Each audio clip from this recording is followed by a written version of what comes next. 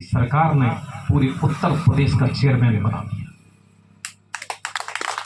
ना मेरा यहां कोई वोट बैंक,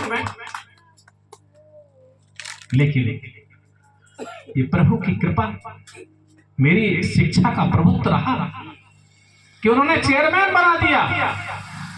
इसलिए मैं उनके लिए कोटि कोटि नमन करता हूं, क्योंकि अनुग्रह का भाव जिस व्यक्ति में नहीं है वो व्यक्ति नहीं, जानवर है। ऐसा न विद्या न तुम्हारे पास विद्या है, ऐसा न विद्या तपो न दानम ज्ञानम न शीलम गुणो न धर्म ते मृत्यु लोके भूय भार भूता मनुष्य रूपेण मृगा शरंति। न विद्या है, तप है, जप है। तप का अर्थ यह नहीं कि मंदिर में बैठ जाए आप, ये तपस्वी खड़े हुए हैं तुम्हारे पास, ये तप कर रहे हैं तुम्हारे लिए, ये अपने काम को छोड़कर आए हैं। मैं कदापि इस मीटिंग में नहीं आता, मैं केवल इस व्यक्ति के कारण आया। तुम इनकी पीड़ा नहीं समझते हो, मैं समझता हूं। राजनीतिक जितने कुठाराघात इस व्यक्ति पर हुए तुम कल्पना नहीं कर सकते, और सारे कुठाराघात केवल और केवल तुम्हारे कारण हुए हैं। ये तुम्हारी लड़ाई लड़ते हैं, चकोरी की लड़ाई, इनकी लड़ाई नहीं। चकोरी की लड़ाई आम आदमी की लड़ाई है, लेकिन कितना राजनीतिक प्रेशर है ये जानता है, इनका दिल जानता होगा, या इनके समर्थक जानते होंगे, पदाधिकारी जानते होंगे, बड़ा बड़ा प्रेशर पड़ते हैं।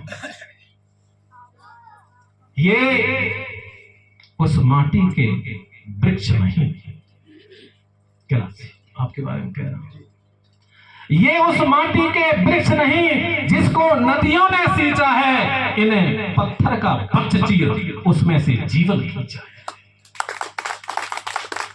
पत्थरों को तोड़कर उगने वाला पीपल का दरख्त है ये। मैंने इनके जज्बे को, मैंने इनके करेज को, इनकी बेसिक पर्सनालिटी को देखा है। या कोई मंत्री हो, या डीएम हो, चाहे एसपी हो, इनको अपनी बात बिल्कुल निर्भीकता के साथ रखनी है। इसलिए मैं इनके लिए बहुत बहुत साधुवाद देता हूं, मैं क्षेत्र की तरफ से साधुवाद देता हूं। आपको बहुत ज्यादा लोगों को यहां होना चाहिए था, आपके बाजरे का नुकसान हुआ है वर्षा के कारण, और भी आपकी समस्याएं यहाँ पर, सारी समस्याओं को लेकर यहाँ एक भीड़ होनी चाहिए थी, लेकिन वो नहीं हो पाई, क्योंकि तुम सो रहे हो, क्योंकि तुम जानते हो कि ये वही नेता हैं जो यहाँ बार बार वायदा कर जाते हैं फिर लौट कर नहीं आते। लेकिन ये व्यक्ति अगर 12 बजे भी फोन पहुंचेगा तो ये क्षणों में दिखाई देंगे, ये मैं जानता हूं इनकी शक्ति को। इसलिए भारत के किसानों और मैं पूरे विश्व के किसानों से कहता हूं कि आप इकट्ठे हो जाओ, unite, unity is the strength. एकता ही शक्ति है, कलयुग में नहीं हर युग में शक्ति रही है एकता। राम लंका पर कभी विजय प्राप्त नहीं कर पाते, उन्होंने बानरों को, भालुओं को लेकर एकता के बल पर लंका के उस राजा को हरा दिया जिससे तीनों लोग कांपते थे। लेकिन तुम्हारे लिए जामवंत चाहिए जो तुम्हें जगाए, तुम हनुमान हो, सब तुम्हारे अंदर अनंत शक्तियां हैं, अनंत शक्तियां, इतनी शक्तियां कि तुम कल्पना नहीं कर सकते हो। क्योंकि मैं भी तो एक किसान का बालक हूं। आज वो लोग मुझे सुने तो वो सोचेंगे ये वही बालक है, ऐसे ही तुम्हारे बारे में सोचेंगे।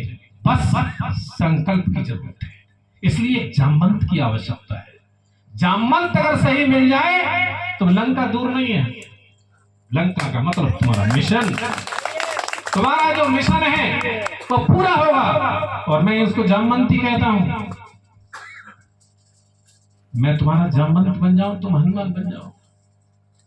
और तुमसे कहता हूं, पवन तनैवल पवन समाना, बुद्ध विवेक विज्ञान निभाना, कवन सो काज कठिन जगमाही, जो ना हुई तात तुम पाई।